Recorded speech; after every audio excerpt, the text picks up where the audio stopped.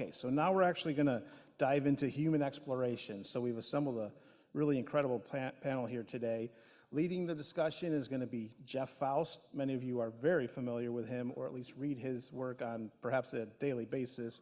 He writes about space policy, commercial space, and everything about these types of topics for Space News. Jeff earned his PhD in planetary science from MIT and did his undergrad work at Caltech. So with that, over to you, Jeff. Thanks. Good afternoon. Thanks for everyone for coming in here after lunch. When the program committee contacted me a couple months ago and asked if I would moderate a panel on human exploration, I said yes, and thought that might refine the topic a little bit more because human exploration is a pretty broad topic. As you can see from the title up there, we did not refine it very much. We are still talking about human exploration, but I think you'll see from the discussion that we're going to take place here over the next hour that we'll talk about some common themes, both for human spaceflight in low Earth orbit and exploration of the moon. We're going to do something a little bit different for a typical panel like this. There are no slide presentations. That I know it's a radical departure, and I see someone already giving a thumbs up on that, so that's great. The really focus here is a discussion to discuss the near to midterm future of human exploration, human spaceflight in low Earth orbit to the moon, and who knows even beyond over the next hour.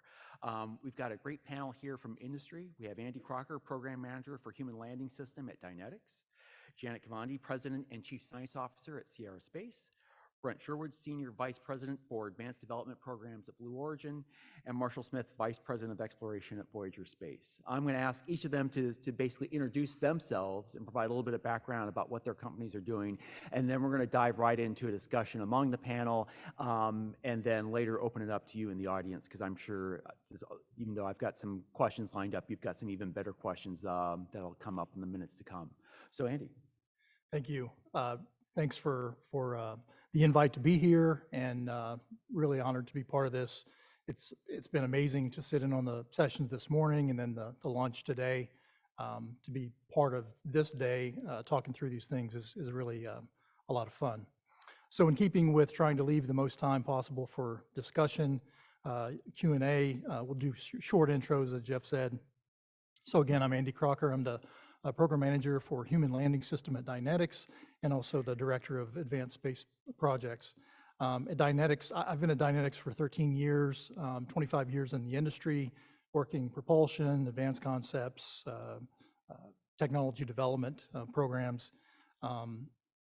Dynetics, we've actually been working Human Landing System for 4 years, really since NASA started 4 years ago, involving industry in the activities. And we've been pleased to be part of each of the prime contract opportunities that NASA has offered. And so I'm looking forward to answering questions that you have. I'm Janet Cavandi. I'm president at Sierra Space. We are developing human spaceflight systems now for both transportation and destinations. We are partnered with Blue Origin for Orbital Reef. We are building an inflatable life habitat for that endeavor.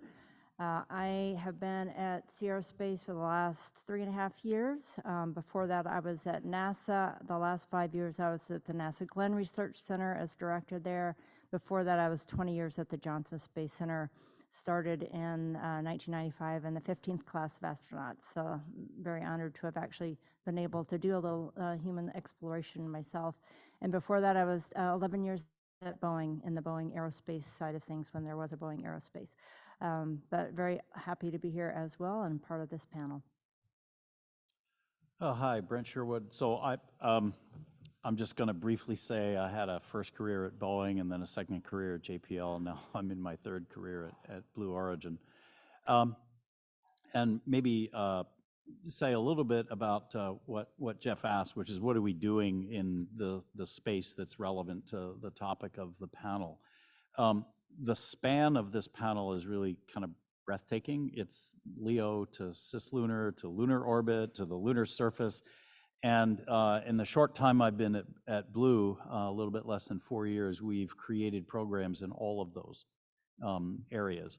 So What I want to point out first is that I think you all know that the vision of our company is to enable a future in which millions of people are living and working in space to benefit Earth. And we talk in terms of gates that we have to open. The first gate is decreasing the cost of access to space. The second gate is learning to use space resources. So you saw recently we posted some information about our Blue Alchemist technology, which is what turns lunar dust, in this case, geochemically correct simulant, into solar cells. And these aren't props, these are real from the two ends of our process. So here's something to think about. Start to connect the dots of all these domains of space. If you make enough oxygen on the moon with this process to fill the tanks of a large lunar lander, you can make 8 megawatts worth of solar cells.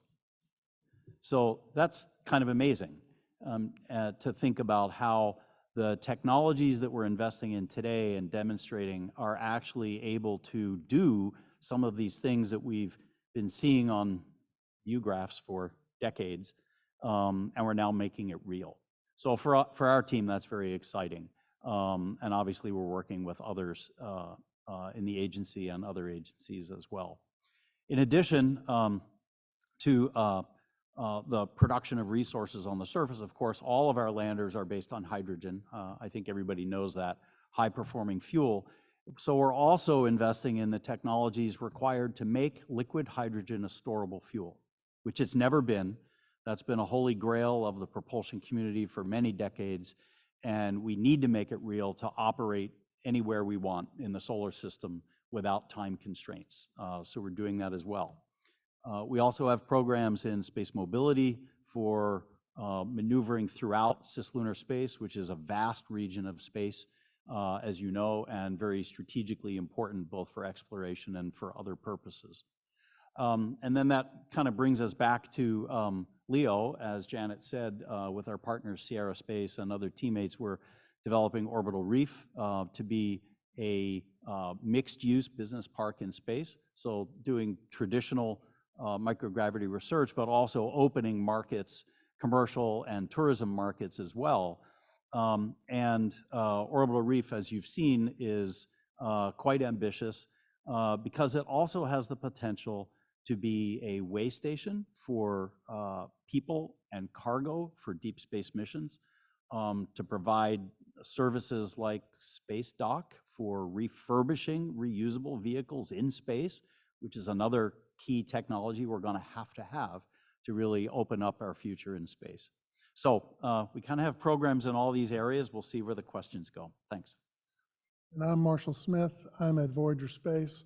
My history is I've spent 37 years or so at NASA, worked on airplanes, or satellite missions, or science missions, Mars missions, but then last 15 years or so I spent in human spaceflight and spent a lot of time getting involved in exploration. Matter of fact, some of my last jobs were really very much engaged in what are we doing beyond low Earth orbit. I had architecture teams under my area, and really kind of laying out what are we going to do next? How do we get back to the moon? When the announcement came, I was actually about to retire, and the announcement comes along, we're going to go back to the moon, and I was like, okay, I can stay around for that for a little while.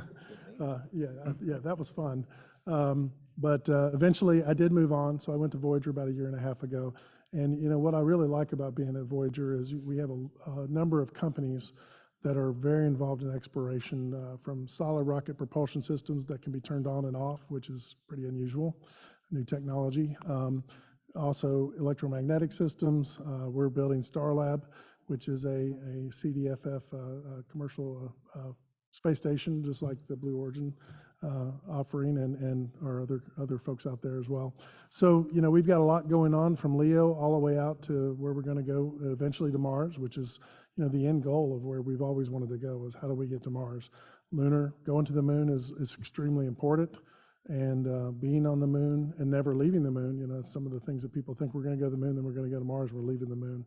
That's not the case. We want to use the moon. It's got tremendous amount of capability and resource. It tells us tremendous amount about our a tremendous amount about where we came from and how the solar system works. So all of those are really important to us. All right, thank you, everyone. You know, as you can see there, you can see a couple of broad themes here among the panelists here.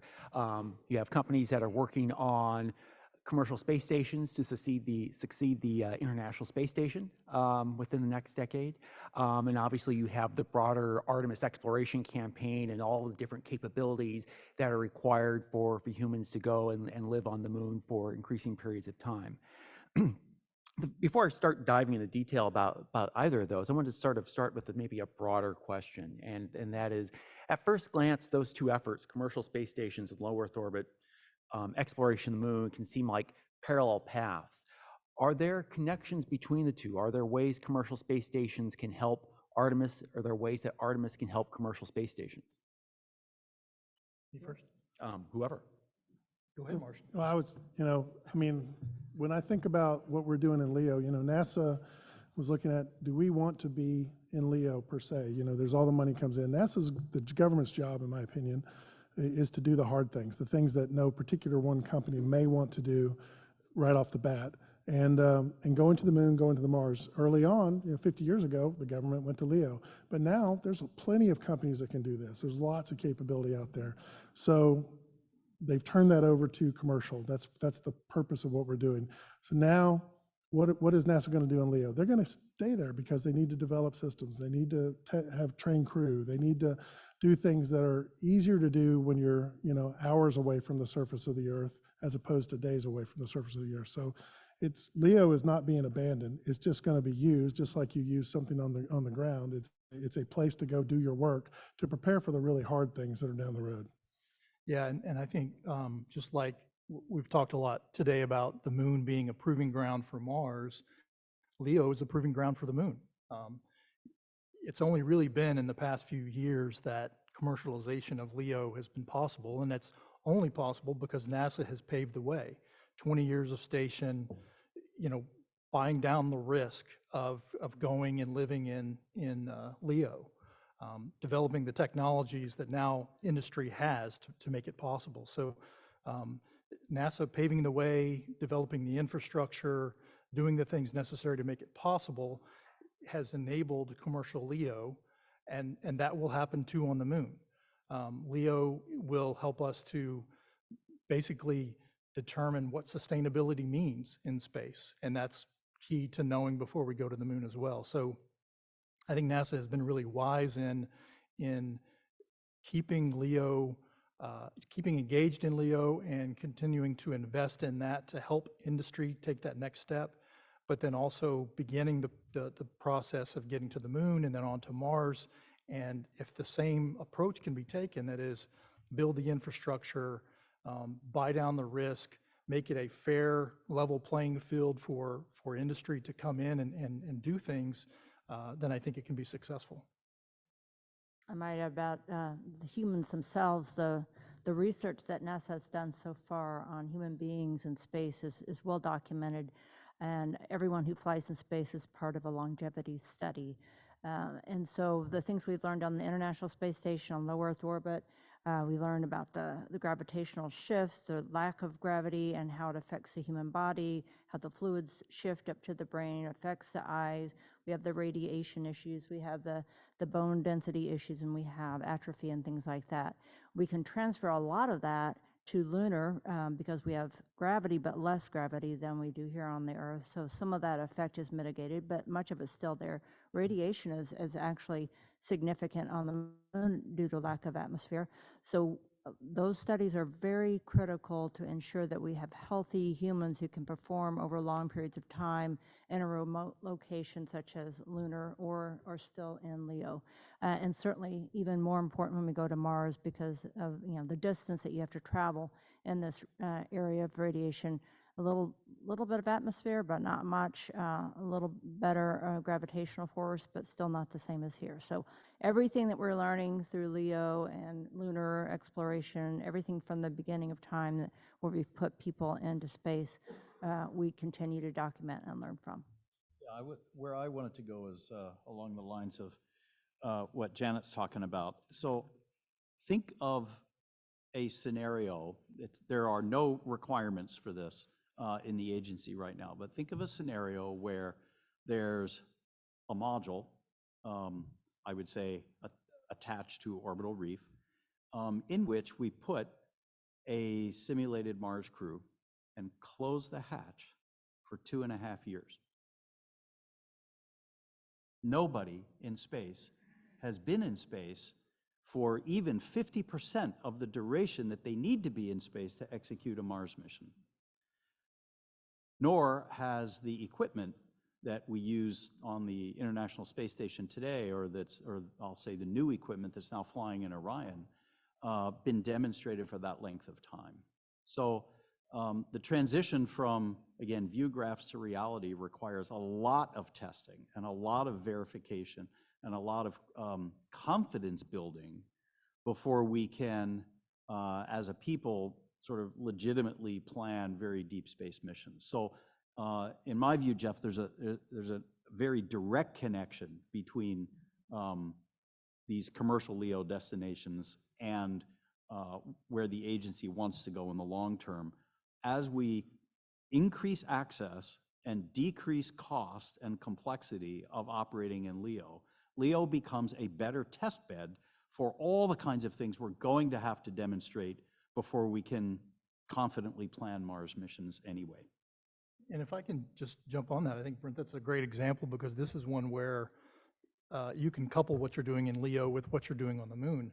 The staying in LEO or in NRHO or wherever in space in a microgravity environment for long duration is critical. But then what happens when a human goes from that environment down to an environment with gravity on the moon?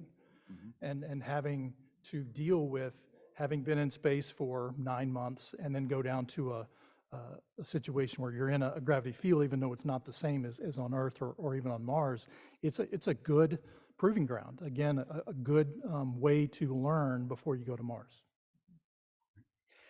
Yeah, talking about low Earth orbit research, NASA recently released an RFI for commercial space stations outlining what they expected their demand, their use of such stations to be for various research applications, some of which would include supporting exploration, but some of the other microgravity research that's already ongoing on the space station. And I'm curious, for those working on commercial space station concepts, how that fits into your overall business models, given that, it's, NASA's looking at maybe the equivalent of a couple astronauts a year, and that's less than what's on the ISS right now, and may not be enough to sustain a single commercial space station on its own. How are you balancing that with what interest you're seeing from other governments or from commercial providers to use these stations, and how that's affecting maybe how you're designing these stations? I would just offer, in our case for Orbital Reef, the multiple market sectors collected together are the basis of the business case, and they need to be. So, we can't diminish or overlook the criticality of the foundation of a business model for using the microgravity environment in space, which is microgravity research. That's going to continue. I like to say the good news is it's predictable. We know how to do it. The bad news is it's predictable. It's not a tremendous growth market. The other market sectors, so possible industrial uses and consumer uses from a variety of businesses, and then tourism, those are where the potential upside is.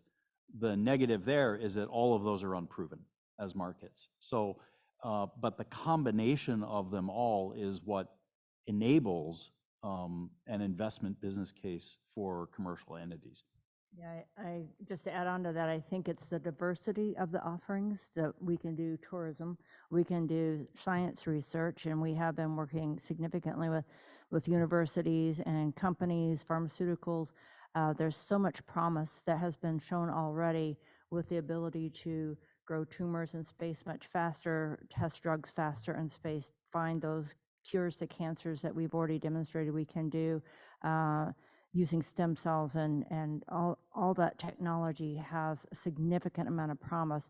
We have to take it from that research phase into the drug development, which we can then produce on the ground. But identifying which drugs work best can be done much faster in a microgravity environment. Marshall? Yeah, I think I agree. I obviously agree very much with what Janet and Brent said. You know, I think we also, going back to the first part of that, where NASA is only going to do 2, I think in reality, you know, the governments of the world are going to continue doing what they're doing. I mean, you know, this is what we say right now, and this is what the budget shows and things like that. But once these other things really start taking off and we start to see the industry take off, I believe the US government, along with other governments, will want to continue to fly at least the same rate that they have been somehow. And maybe it's across a couple of different providers. I would expect that to be the case. But I don't expect it to just be 2, is what I'm, the short story. So no need to repeat what they've said about how wonderful the other markets are. So how's that affecting when you're working on the design of these stations? How's that affecting, you know, the design and what, you know, how you put these together? On Earth, a laboratory looks very different from a resort. They're usually not co-located, but, you know, or we're talking a commercial space station where that might be the case. Yeah, you Well, go first. Okay. You go I'll first. go first. So based on the design, if you've seen it, there's a core module that Blue Origin is providing that has the power for that. And then there are modules off to the side of the core module, and Sierra Space is building some inflatables, the smallest of which are almost 30 feet in diameter. And we can go bigger from that when we launch on New Glenn because of the larger fairing size.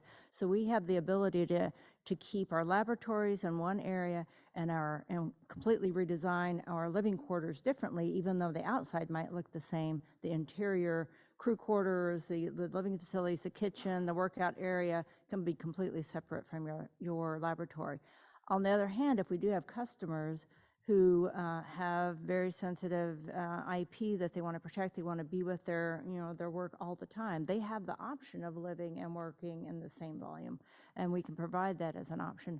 But most people generally will probably want to leave work at work and have a place that feels more like home. Yeah, zoning is the answer. Even here, so we're sitting in an amphitheater whose purpose is presentation and this kind of event, but also today we've been in another facility right next door that has a different purpose, right, for meals and socializing and so forth. So zoning is how you accomplish what it is that Jeff's talking about. I like to point out to folks that the interior environment that we're used to from images and videos of the ISS, although it's not what you imagine a hotel looking like, it's not where you would want to go to stay on your honeymoon, for example, it looks like a laboratory because it's a laboratory. All laboratories look like that. Laboratories on Earth look like that too.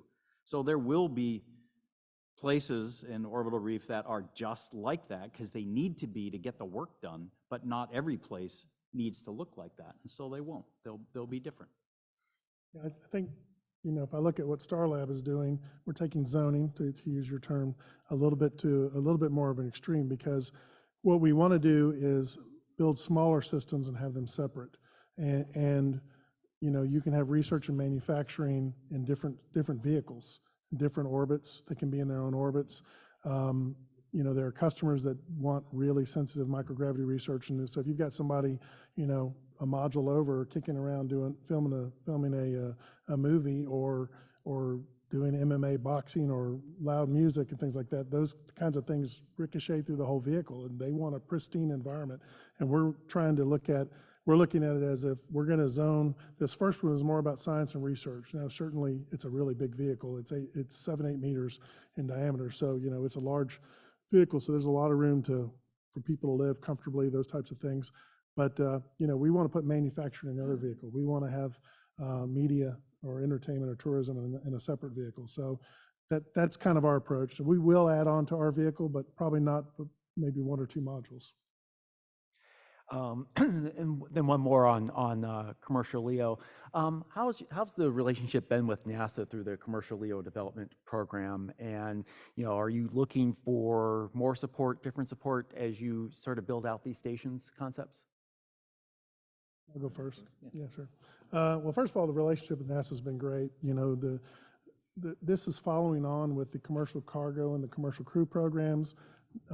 Actually, you look at what's going on with the lunar systems as well. That's commercial based as those programs, the SLD and the HLS programs.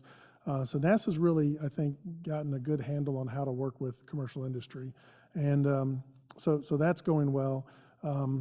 If I were looking at what we're dealing with here, though, is I think, some more funding could be useful, particularly since we are looking at the ISS probably being decommissioned.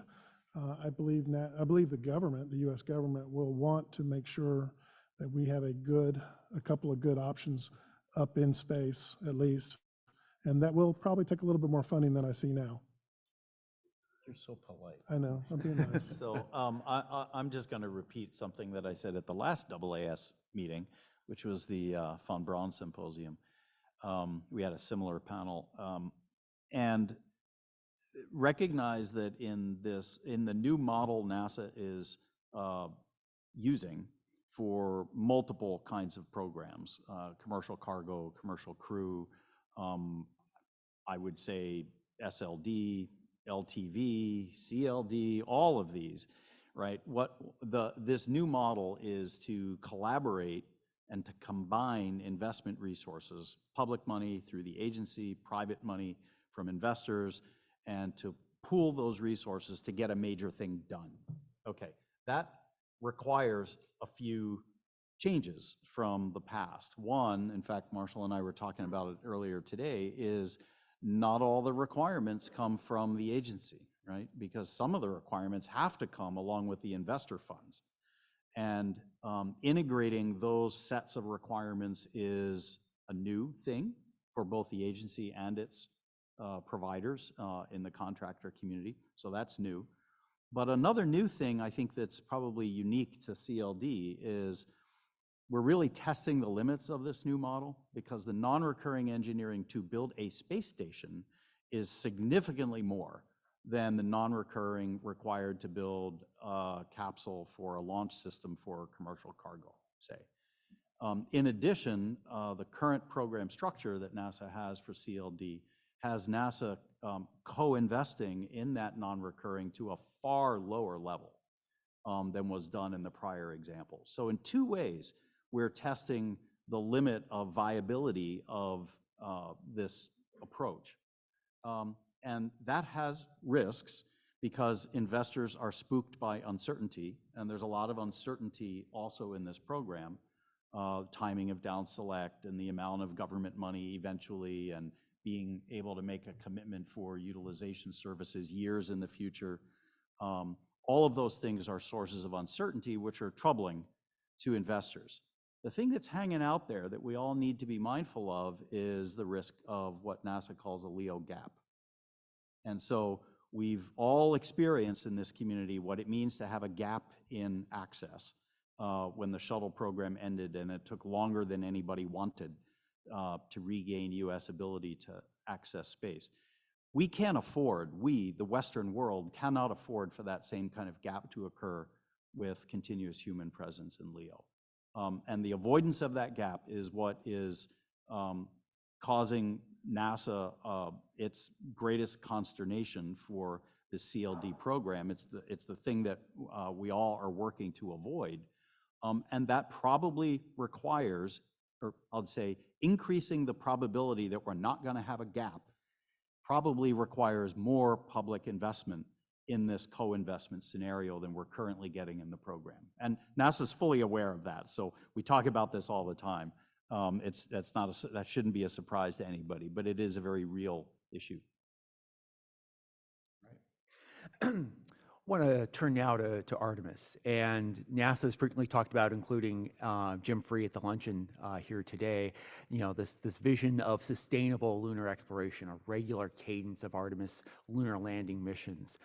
I'm curious, maybe we start with you, Andy. When they talk about sustainable, what does that mean to you? What are you thinking of when NASA talks about sustainable lunar exploration? Yeah, sustainability, I think, is we talk about the definition of sustainability, I think, just about every symposium, and I'm sure it's going to continue to evolve for quite some time. But Really, I think for me and for kind of the way we've been looking at it is the ability for humans to exist at the place for a long period of time. Jim talked about a month, a year, possibly having humans there, but the point is going every single year. And having the infrastructure to enable things to continue to happen even when humans are not there. So sustainability is, again, not just about footprints, it's about being there for longer duration, establishing the foundation there. And so it's humans, it's robotic, but a constant presence over the long duration to be able to establish capabilities in that place, but then again, lay the foundation for the ability to go onto Mars. I agree. I think it's that technology transfer that we started talking about at the very beginning. We're learning everything as a stepping stone to the next thing. So we take everything we've learned after being in low Earth orbit, either from the ISS or these new commercial platforms. We take that knowledge about humans, we take it about our materials, we take it from the lunar samples that we've done and tested and built things here on the planet, and we take all that technology and we put it on the surface of the moon so that we can live there for long periods of time. We have to learn to live with that dust. It makes products, but it's also a nuisance because it gets into everything. We have to learn how to deal with that in a very low gravitational field. We do have to learn how to build protection for the astronauts who are going to be on the surface for long periods of time. How do we use regolith to build shielding for the astronauts so that protect them from the radiation? How do we get ourselves around? How do we keep our suits clean? All those things allow us, all those technologies that we've learned and we've developed help us to be sustainable on the surface and to live there for long periods of time. And then take the next step, which is the transfer to Mars. I wanted to pick up on something Andy said. During Jim's talk at lunch, he described something in I think a very impactful way. He said it's been 22 years since all humans were living only on Earth. That's just a very impactful way to think about what the International Space Station has done for us. So imagine what it will be like when there come to be some number of years beyond which not all humans are only living on one planet, right? So that there's that technical aspect of sustainability that's, I think, very motivating for all of us. I'll give you another pragmatic dimension, which is sustainability equals affordability.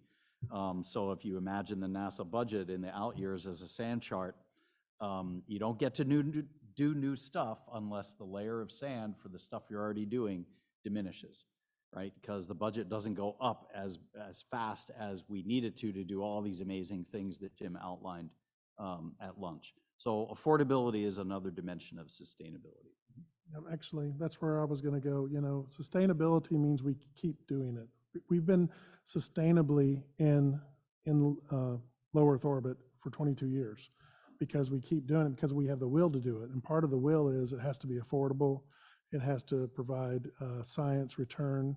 It has to be, dare I say, profitable at some level. So that's why the LEO economy is actually turning into a real economy. You're seeing it explode, as not to use a word that we don't normally use in rocket science, but you see it taking off. I expect that to happen in the moon, and I expect that one day, maybe it's 50 years from now, that's happening on Mars. But that's how you create sustainability, is the will to keep going, and why do we keep doing it instead of, okay, we did what we wanted to do, and now we're going to quit going back to the moon. Yeah, and Brent, you guys both hit on exactly the other thing, the affordability part of it, and what that really enables, what has to be there for things to be sustainable is growth, is doing the next thing, right? You don't just go to the moon and do the same thing there for 50 years. That's not how we operate as a species. We do the next thing. So, for us, establishing the capability to have a commercial LEO economy, we're getting there. We're there. Establishing the ability to live on the moon, to do things that we've never done on another planetary body. We need to do that. But then there's a next thing. And the only way it's sustainable is if we get good at what we have tried to do, but then do the next thing. I've got one more question. I'm going to turn it over to you in the audience. So if you want to start queuing up at the 4 microphones, feel free to do so. Jim Free mentioned in this luncheon talk this architecture concept review that's recently completed. This architecture definition document is going to come out, looks like maybe sometime next month. That's going to outline, the architecture for lunar exploration, at least out through the next several Artemis missions. I'm curious what you're looking for or would like to see in that document to help you and your companies plan investments, technology developments, things like that to support those later Artemis missions. You want to go first? Andy? Yeah, I'll start. I'm really glad that NASA is being so systematic in its approach. As a system engineer and a system analyst, I love the systematic approach that they've taken, the deliberate approach. But I think we really want to see more specificity in the architecture. I think we want to really understand what NASA expects is going to happen, needs to happen over the next 10 years in particular. Jim talked about through Artemis 5, and that's great, but what about through Artemis 8, through Artemis 10? What does NASA think that government needs to be responsible for leading versus commercial industry? What does NASA think that the US needs to be responsible for versus international entities? How are those things going to be interplayed over the next decade? And that'll help send signals to industry and to internationals for what we need to be investing in, what we need to be looking at, where we need to focus in order to be involved. The other thing that I've talked about a couple of times already is what infrastructure is NASA planning to put in place on the moon? When, how, what, how's that going to be put in place so that at some point when that fair, level playing field, a safe environment is established for commercial industry to then come in and do more investment, we'll be ready for that. So getting signals, more than signals, getting definition on what those things look like, I think is really important for all of us. Yeah, I'd just add, I'm a big fan of specificity, and we really need to know the rate of landings, the ratio of crew landings to heavy cargo landings, the nature of those cargo payloads, the locations of the crew landings, because that determines what cargo needs to go to support those missions.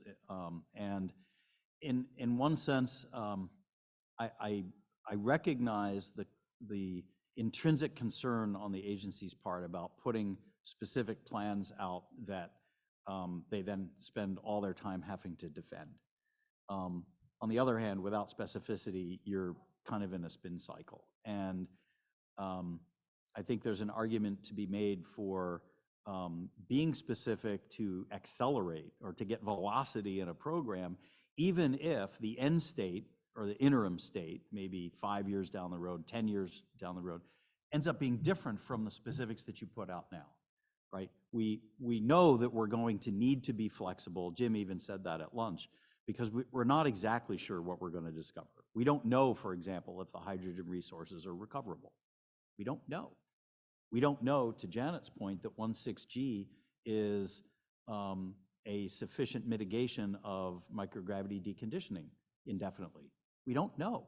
These are things, these are pivots for future planning that we have to learn.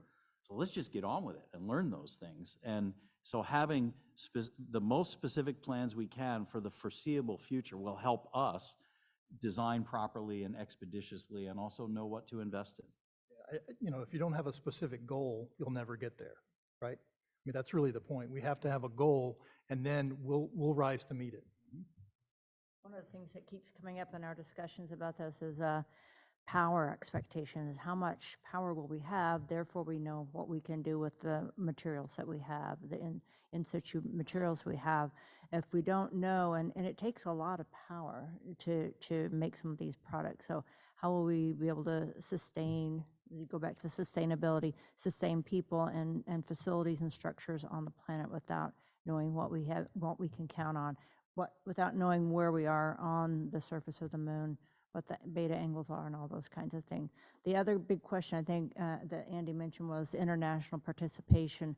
I hear from internationals all the time about the desire to continue not only participating with NASA in lunar endeavors, but also in the LEO, because they definitely want to stay in LEO as well as on the moon. And we talked about, or I think you did, Jeff, about NASA's planning to take maybe 2 people per year, but one of those might be an international, or maybe I think the internationals, ESA especially, and probably JAXA, are very interested in maybe bartering another seat through NASA to be able to participate still in LEO, in addition to the work that they're working, applying to the lunar exploration. I think what I would add to great conversation here is that, having been there like a year and a half ago and seeing it, I want to see what's changed personally, but and I'm sure there have been changes. But I do like specificity, but understanding where they're coming from, there will be changes. They want to see what industry can bring to the table that might change the plans. And Brent's exactly right. We have all this water ice potential, but we don't know that we can extract it. We don't know that we can actually get to it. If it's all in the deep polar regions, and permanent shadowed, how difficult is that to get to versus how easy it is just to bring some oxygen and water with you. So these are all the questions that I think are still open. And I think industry needs to couple with NASA to bring technologies to bear, to offer new capabilities so that we can, come up with the plan that works as we move forward, as we find out these things. But Brent's exactly right. Let's just go. Let's go. Let's get there. Let's figure out whether we can get to these resources, how we can use these resources, and then, industry will naturally figure out how to best do that in the confines that they have. We got about 15 minutes left for Q&A. Looks like we got somebody lined up right over there.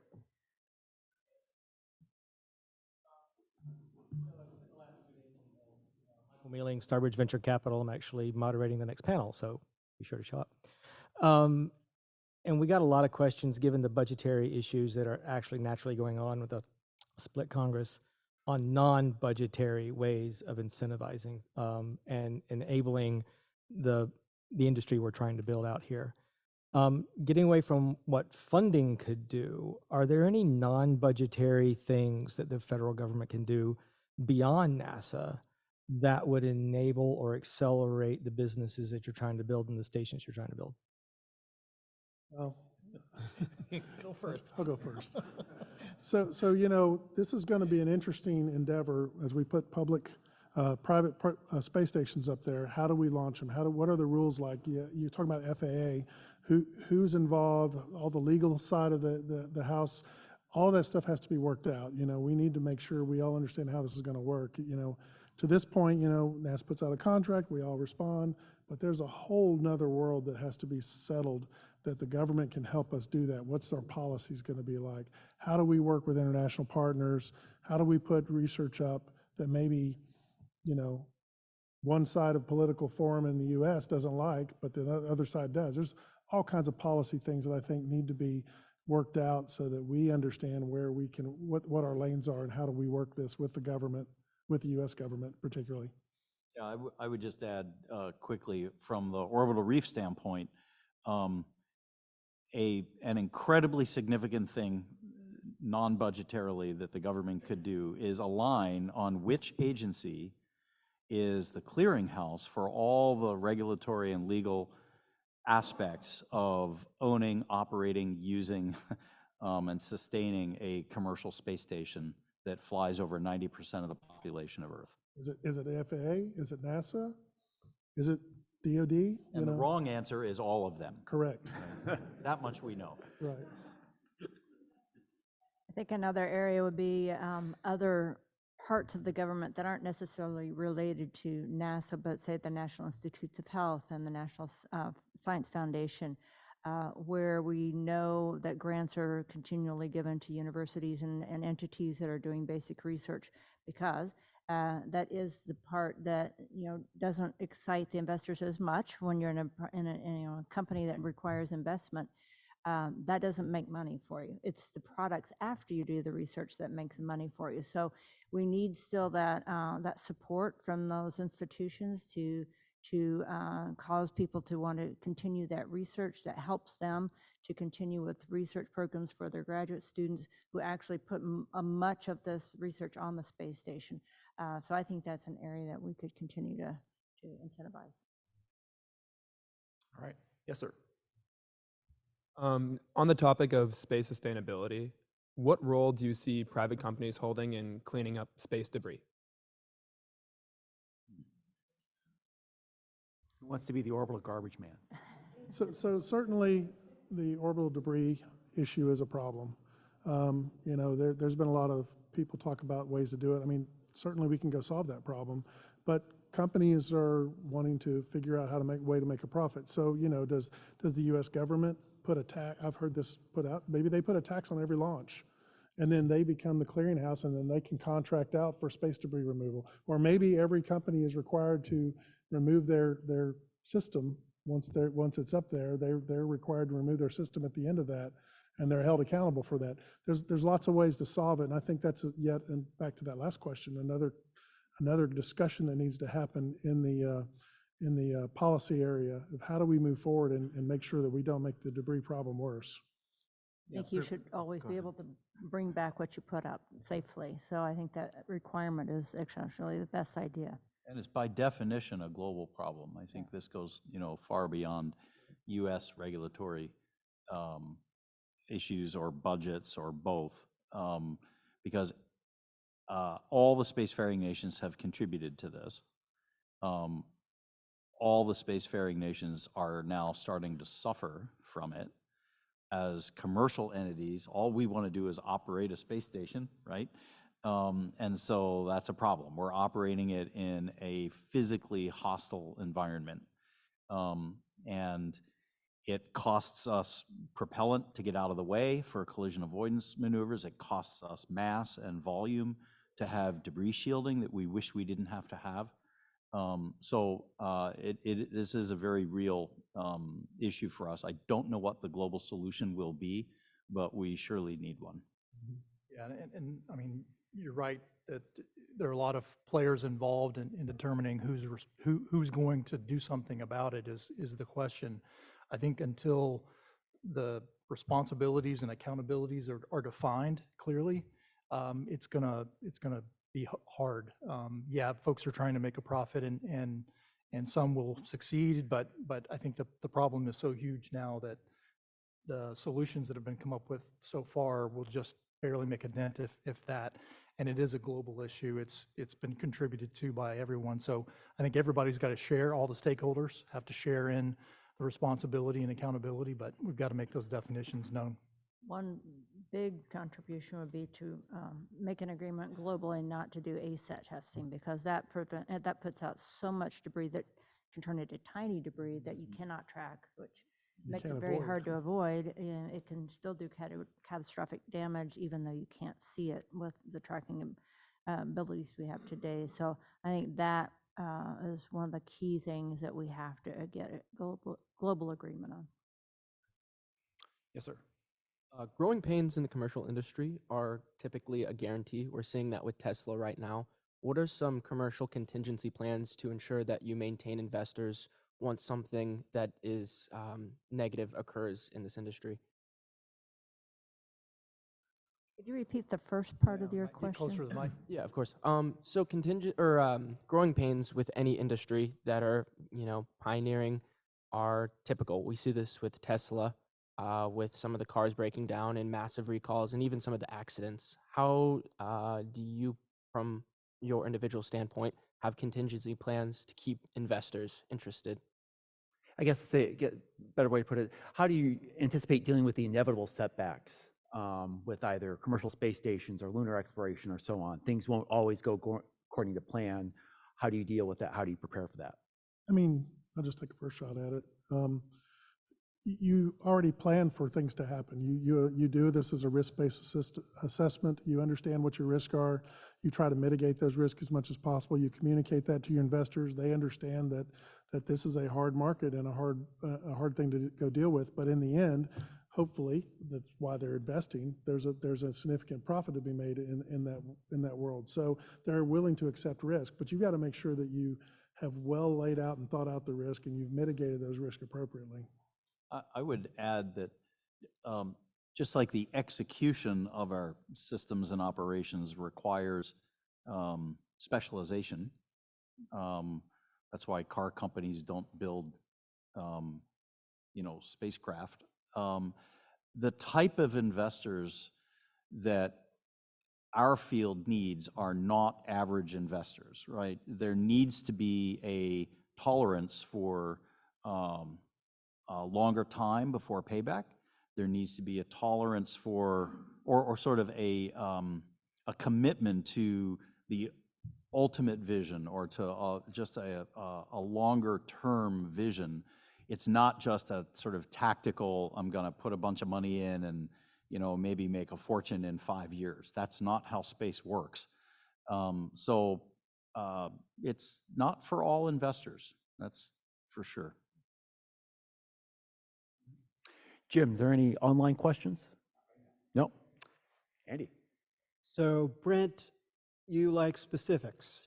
So I'm going to ask you a question, and I'm going to ask you for some specifics in answer to this question, if you can. It's taken $100 billion in 20 years to have the ISS that we have now. What specific things can you tell me that you can do differently, design choices, materials, processes, whatever, to simplify and make less costly the creation of a space station today that would have similar kinds of capabilities? Sure. So no, that's a totally fair question. And that's also fair to say that that's one we grapple with every day and every week, and I'm sure everybody else does too. Two basic answers. One is, I'll try to say this delicately, in a commercial development environment, one can make decisions quicker, and time is money, right, in our field. The other, though, is, which we should never forget, is the only reason that any of us is able to develop a commercial space station is because the International Space Station already happened. So the amount of learning that it took to get to where we are now, which is routinely operating, permanent occupancy, being able to fix things and change the configuration with every launch, and all those kinds of things, all the assembly, everything that happened to get the ISS that we know today was an enormous lift, and it was all new. It really was all new. It wasn't Mir, it wasn't Solute, it wasn't Skylab. It was a very different thing. But now that that's been done, we get to stand on the shoulders of the generation that did that. Not just stand on the shoulders, actually a lot of that generation now work for us in our companies, and they bring that tacit knowledge with them.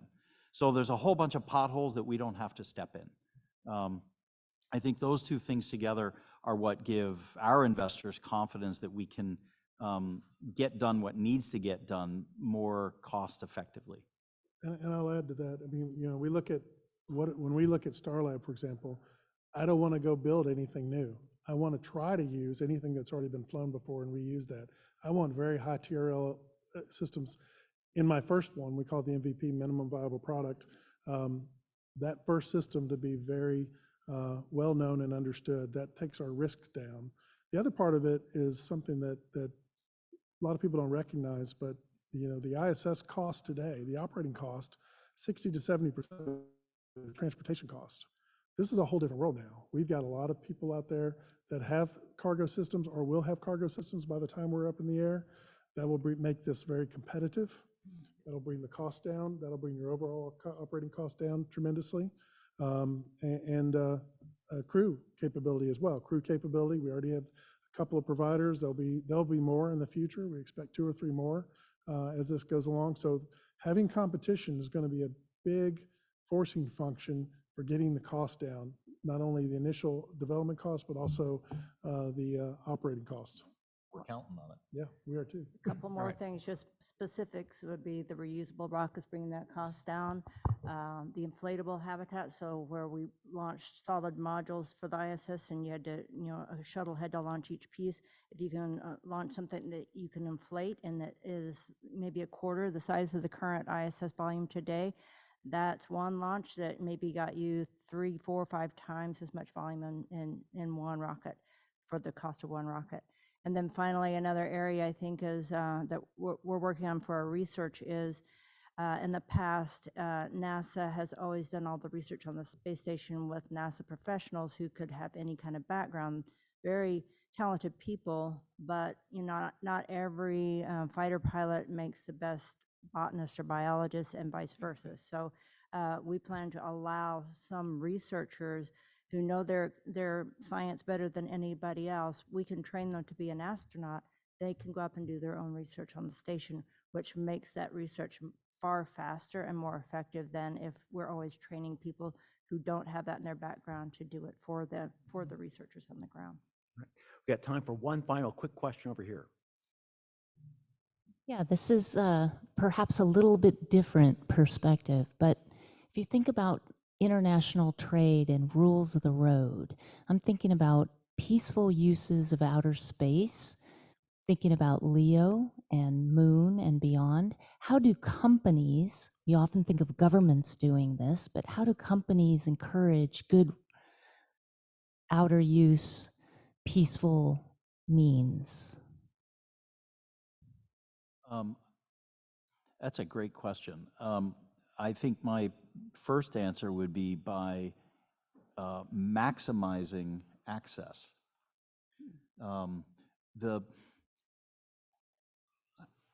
Our view as a commercial enterprise is that the more access is broadened, both to use your examples, into LEO, onto the surface of the moon, the more actors are acting, the actually easier I think it will be to negotiate norms of behavior. Because it is the community of nations in every one of those locations. That it makes although these environments are hostile and remote and very challenging technically and expensive, the more we normalize our operations in these environments, the more normal all the associated behaviors and regulations and so forth can be.